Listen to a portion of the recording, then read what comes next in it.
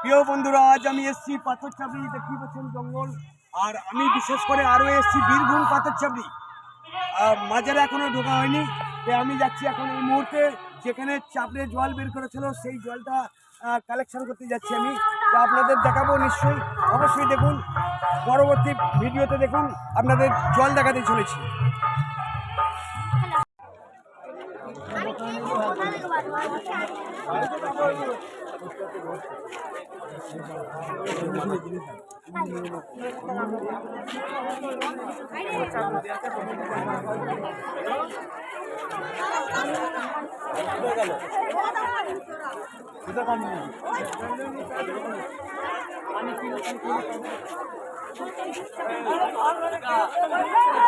ধরে যেটা দেখালাম, এটি হচ্ছে অরিজিনাল পাথরচাবড়ি, যেখানে চাপড়ে পানি বের করেছিল।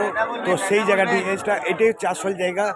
তো এনার কিন্তু যে দাতা বাবার করিশ্মা এটাই ছিল আপনাদের এখানে। তো অনেকই করিশ্মা জানার জন্য চলো,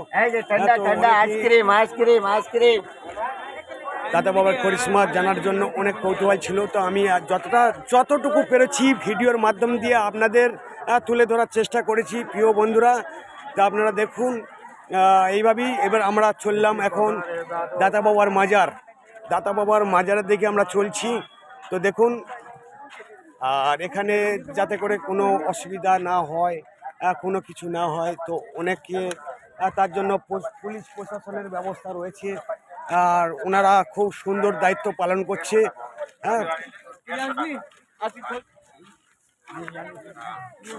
আমি এখন চললাম দাদা বাবার মাজারের উদ্দেশ্য। পরবর্তী ভিডিও লক্ষ্য করুন, মাজার অবশ্যই দেখতে পাবেন।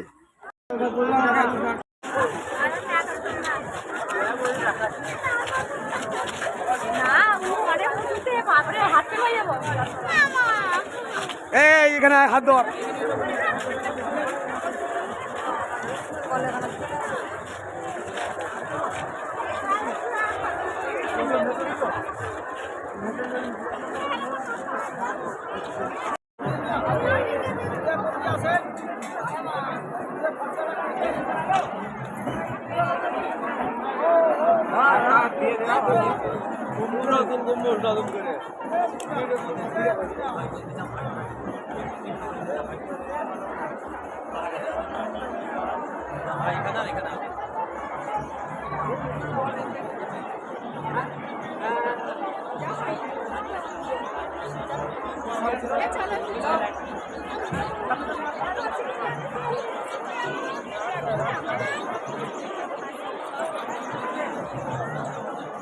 প্রিয় বন্ধুরা, আপনারা এতক্ষণ দেখছিলেন দাতা বাবার মাজার। তো আপনারা যদি ভালো লেগে থাকে, অনেক দূর দিয়ে আসার ইচ্ছা থাকলেও দাতা বাবার মাজার দর্শন করে যেতে পারেন। তো একটা সুন্দর জায়গা, অনেক ভালো ভালো জায়গা আছে আপনারা দেখতে পাচ্ছেন। আর যদি এতক্ষণ যে ভিডিওগুলো দেখালাম, এই ভিডিওগুলো দেখার জন্য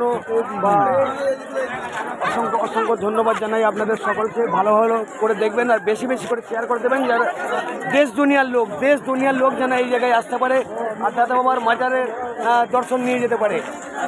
তো ধন্যবাদ।